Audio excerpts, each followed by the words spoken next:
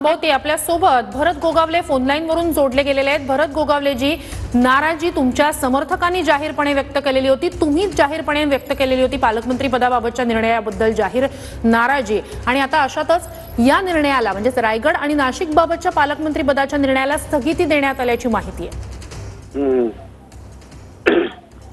सन्माननीय मुख्यमंत्री आणि उपमुख्यमंत्री ह्या दोघांनी जे काय ठरवलंय त्याला आमची समस्या आम्हाला काही कल्पना नाही आहे, परंतु आता आम्ही टीव्ही चॅनलला पाहिलं की स्थगिती दिलेली आहे, त्यामुळे आम्हाला तर ते कळलेलं आहे।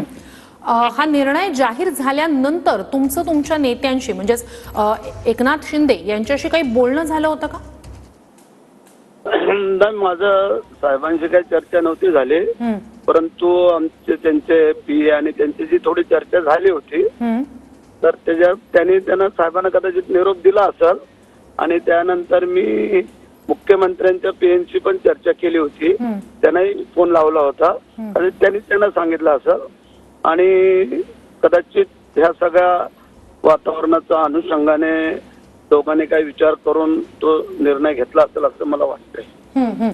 भरत गोगावलेजी, नाशिक असेल रायगड असेल या दोन्ही ठिकाणच्या पालकमंत्री पदाबाबतचा निर्णय जो होता त्याबद्दल शिवसेनेतल्या अनेक नेत्यांनी थेट उघड नाराजी व्यक्त केलेली होती।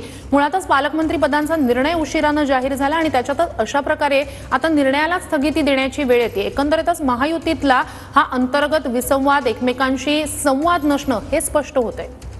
नाही नाही, असं नाही आहे। ते प्रश्न असा आहे की कोणाही कोणाचं मनोगत किंवा काय काय व्यक्त करू इच्छितात। आमच्या भावना होत्या कार्यकर्त्यांच्या, पदाधिकाऱ्यांच्या, सामान्य लोकांच्या, त्या त्यांनी प्रकट केल्या होत्या आणि त्याची दखल आदरणीय मुख्यमंत्री आणि उपमुख्यमंत्र्यांनी घेतली असेल असं मला वाटतंय। नक्कीच भरत गोगावलेजी, आता सध्या निर्णयाला स्थगिती देण्यात आलेली आहे। याबाबतचा आता निर्णय पुन्हा नेमका कधी काय जाहीर होतोय, कुणाला पालकमंत्रीपदी नेमलं जातंय याकडे लक्ष असेल। तूर्तास तुम्ही आमच्याशी संवाद साधलात त्यासाठी धन्यवाद।